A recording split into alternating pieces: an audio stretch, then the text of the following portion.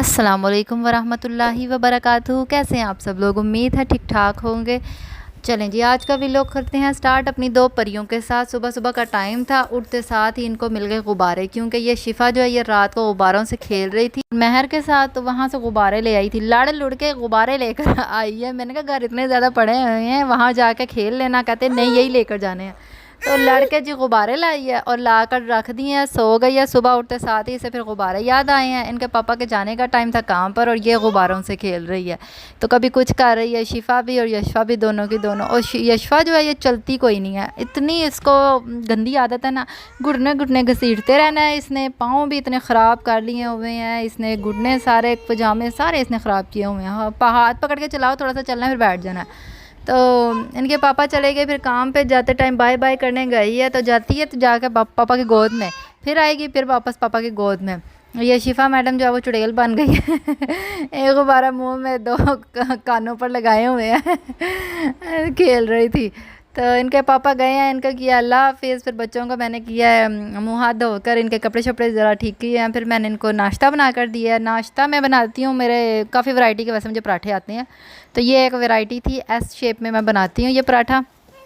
तो वो बड़ा मज़े का बनता है। लेकिन ये मैं इसके अंदर जब इसको वो दे रहे थे बल देते टाइम, मैं इसके अंदर मैदा नहीं डस्ट करती ना, क्योंकि उससे मुझे लगता है ज़्यादा क्रिस्पी हो जाता है। और बच्चों के साथ ज़्यादा क्रिस्पी मुझे, शिफा ने तो खा लेती है क्रिस्पी, यशफा के लिए मसला आता है। यशफा ये इतना क्रिस्पी खाती है। तो यशफा जो है इसको ज़रा सॉफ्ट सॉफ्ट पसंद है, तो सॉफ्ट सॉफ्ट ही देना होता है। इसके दांत भी मतलब ज़्यादा चबाती नहीं ना है, छोटी है ज़्यादा, इस वजह से फिर यशफा तो फिर खा लेती है क्रिस्पी। खैर फिर वो नाश्ता वाश्ता करवाया। फिर मैंने ये परसों जो बेक किया था केक, मैं कहा इसकी भी वीडियो अपलोड करती हूँ, क्योंकि कल भी नहीं की थी। आज मैंने कहा इसके बनाती हूँ। मैंने 8 अंडों का केक बनाया था। इसके लिए मैंने तकरीबन 1.5 कप मक्खन लिया था, जो ऑलमोस्ट 180 ग्राम बनता है। तो वो मैंने लिया था। साथ उसमें मैंने 2 कप शुगर ऐड की थी। मैंने फिर पाउडर शुगर नहीं ली थी, मैंने दूसरी शुगर जो आम रेगुलर शुगर होती है वही ली थी।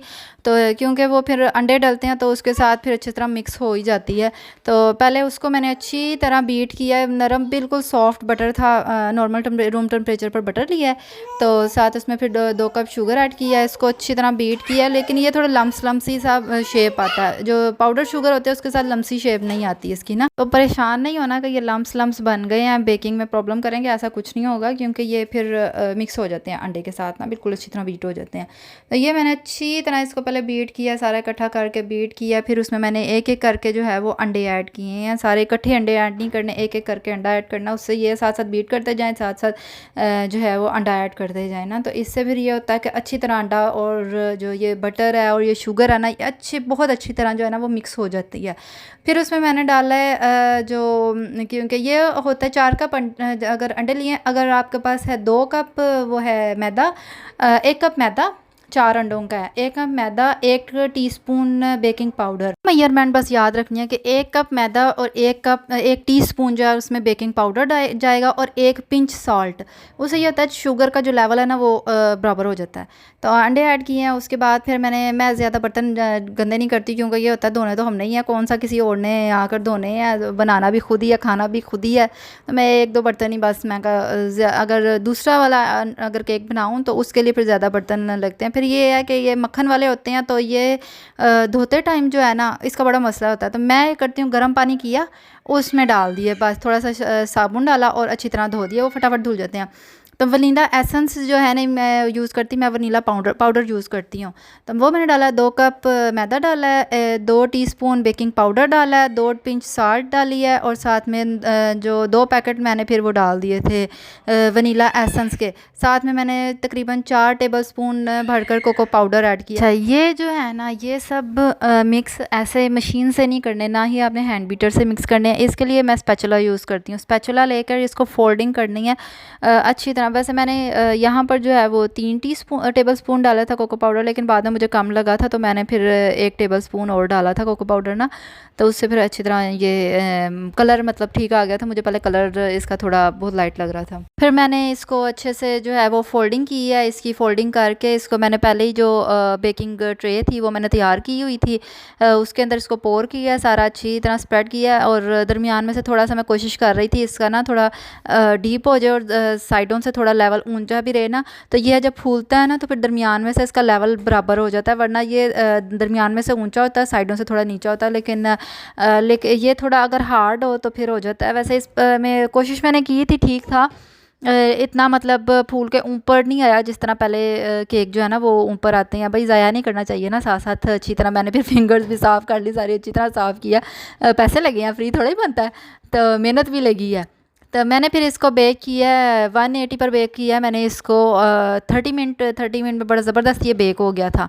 तो बेक करके फिर मैंने इसको निकाल कर इसके ऊपर फिर मैंने आगे बताती हूँ क्या कट किया, वरना ये होगा फिर वीडियो आगे पीछे हो जाएगी। तो खैर फिर इसको मैंने बेकिंग की है। इसको अच्छी तरह बेक करने के बाद तो इसको मैंने फिर निकाला है, इसको अपसाइड डाउन कर दिया। मैंने ये नहीं किया कि ऊपर से कट नहीं किया, ज़ाया क्यों करें। मैंने इसको अपसाइड डाउन किया, उससे ये इसके ऊपर से वो निकल ही नहीं रहा था, बटर पेपर बड़ी मुश्किल से निकला।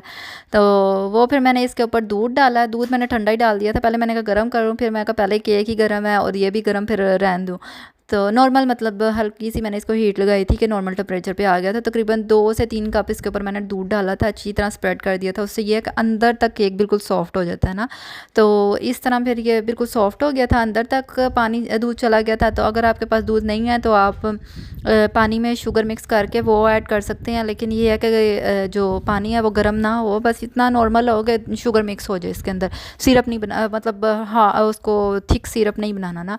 तो इसके बाद मैंने 2 कप दूध लिया, उसके अंदर मैंने तकरीबन हाफ़ कप मैंने डाला था कोको पाउडर, वो मिक्स करके उसमें तकरीबन आधा कप ही मैंने शुगर ऐड किया, उसको पकाया है और इसको चॉकलेट सिरप बनाकर तो ये इसके ऊपर डाला है। उससे ये है कि बड़ा अच्छा सा इसका टेस्ट आ गया था, ये चॉकलेट सिरप भी अंदर तक चला गया था और अंदर तक बड़ा मज़े का ये सॉफ्ट भी था और इसका फ्लेवर भी बड़ा ज़बरदस्त था। और शिफा ने जो है वो ठंडा होने ही नहीं दिया, पहले मुझे दे दो बाद में आप ठंडा होता रहे। तो मैंने फिर इसको पीसेस करके एक पीस इसको दिया है, बाकी जो है वो फिर मैंने फ्रिज में रख दिया था। मैंने कहा जब पूरी तरह ये ठंडा हो जाएगा ना तो फिर मैं इसको फ्रिज में रखूँगी, फ्रिज में से निकाल के बॉक्स में डालूँगी। तो मौसम बड़ा खूबसूरत था, फिर मैंने अपने नेबर्स को भी देना था, वो भी मैंने निकाल दिया। फिर मैंने एक ही मरतबा जो है इसमें से पीसेस करके बाकी के जो पीसेस थे वो मैंने फ्रिज में रखे और ये जो है हमने फिर केक एंजॉय किया। ये देखें, और शिफा तो अपना फिर हिस्सा ले गई थी निकाल के फटाफट एक पीस, फिर बाद में बाकी तो मैंने रख दिया था। मैंने कहा जब ये फुल ठंडा हो जाएगा ना फिर मैं खाऊंगी। फिर मैंने रात को निकाला था, देखें कितना ये सॉफ्ट बना था, अंदर तक बिल्कुल ये सॉफ्ट हुआ था। बाकी फिर मैंने बॉक्स में डालकर जो है वो फ्रिज में रख दिया था। तो सुबह को फिर जब ये बिल्कुल ठंडा हो गया था अच्छी तरह, फिर मैंने सुबह को इसको फ्रिज में रख दिया था अच्छी तरह जब ठंडा हो गया था।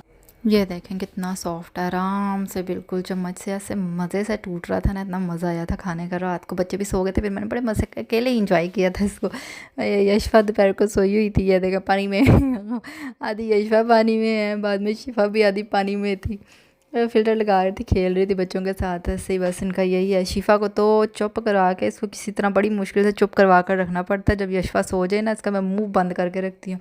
तो शाम को फिर शिफा चली गई थी महर के और अब्बू के साथ पार्क घूमने फिरने। यशफा बेचारी अकेली बोर हो रही थी, अपनी बहन को इतना मिस कर रही थी। मैं आवाज़ देती थी शिफा तो आप फटाफट करती थी, आवाज़ देती थी। मैंने फिर इसके लिए खिलौने रख दिए, मैंने कहा शायद खेल ले, थोड़ा बहुत खेली है, बड़ी बोर हुई है ना ये, बहन के बगैर जो आदत जो नहीं है इस रहने। चलें जी, नेक्स्ट वीलॉग में मुलाकात होती है, तब तक तब अपना बहुत सारा ख्याल रखिएगा, दुआओं में याद रखिएगा।